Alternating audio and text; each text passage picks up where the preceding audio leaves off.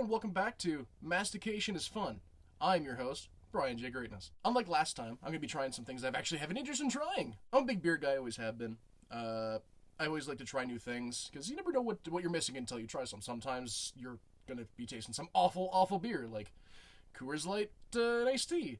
And sometimes you taste some pretty good beer, and sometimes you taste some decent beer. Well, in the decent beer section, I've have enjoyed Bud Light with lime in the past. It's an alright beer. It's not fantastic, but it's a nice summer beer. It's smooth. You could drink a lot of it without realizing that you're drinking a lot of it, so that's always nice. But in this case, I wanted to try something that I haven't actually tried before, and that would have been the Miller Chill.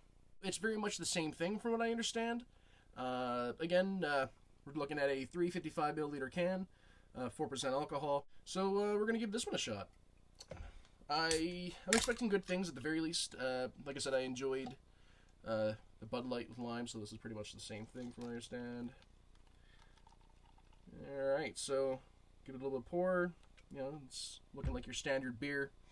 Nothing out of the ordinary there. So, okay, well, yeah, it smells like beer with a hint of lime. So far we're looking the right area. So let's give this a shot here.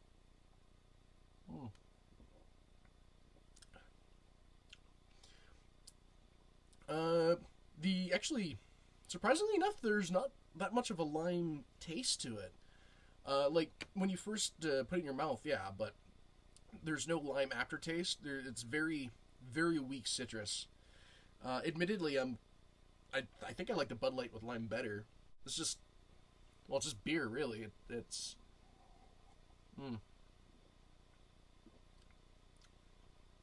yeah, it's not bad, but if you're looking for something with a more lime flavor to it, the Bud Light with lime is probably the way to go. But if you're looking for something, if you think that might be a little too much lime, yeah, I definitely suggest giving this a shot if you're just looking for like just a hint of lime.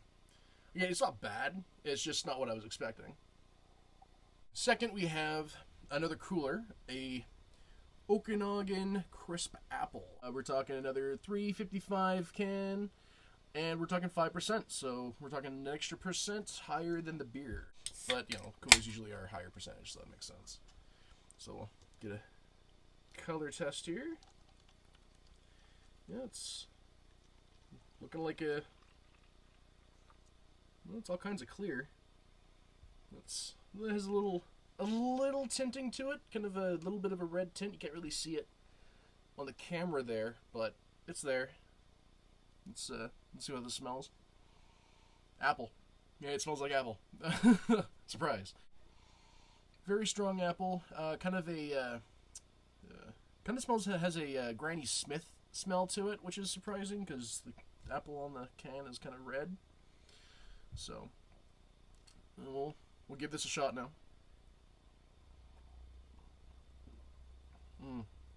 Oh. It definitely does taste a lot like apple, but it also has kind of a pear or a peach in there as well. It's not bad. I'm not really a big cooler guy in general, as I stated before. So, yeah, it's if you like apples, you're probably gonna enjoy this. Like, I'm not a huge apple guy in the first place, so, but yeah, if you're into the ciders or the coolers or just apple in general, and you like alcohol, I definitely suggest it if you're into that. Third, we have another shot.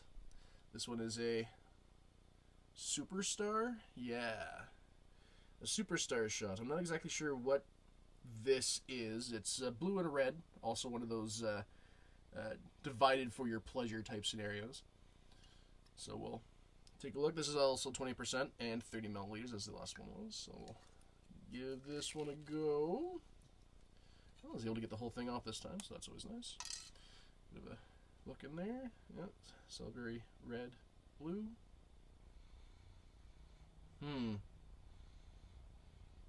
I believe the blue is supposed to be some kind of blue raspberry. This is probably just like two different types of sourpuss, which is what it's smelling like. And that's fine. Not a huge fan of sourpuss, but it's alright. So we'll give this a shot here. Bottoms up. Yeah. Yeah, that's exactly what it is. It's just Two different types of sourpuss. It's not bad. Not something I want to drink a lot of, because again, it's a little on the sweet side, yeah. And last but not least, I have a breakfast burrito, a El Monterey. Monterey?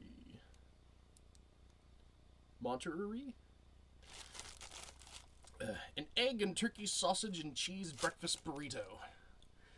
Delicious. We're gonna pop this in the microwave here and see how this tastes. But before we do, we're gonna take a look at this. Is what you get in that package.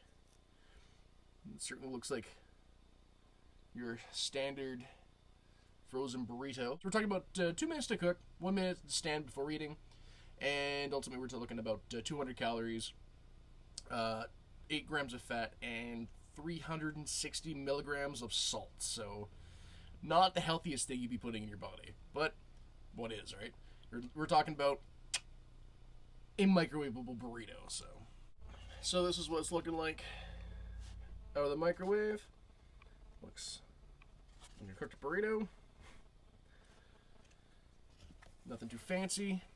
Mind you, I wasn't expecting it to, so let's give this a shot here.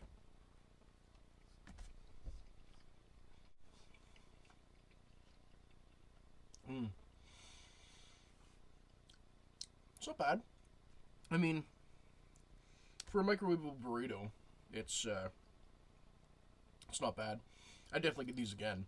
Mind you, I've always been partial to breakfast, in general. So the inclusion of egg, sausage, and cheese, and a wrapped piece of bread or bread-like substitute is pretty much win for me. So I would definitely suggest picking up the El Monterey burritos if you're thinking about it. So far, this episode looked a lot better than the other one. At the very least, I had to try less awful things. So there's that. So this is Bryan J. Greenness saying, sometimes mastication can be fun.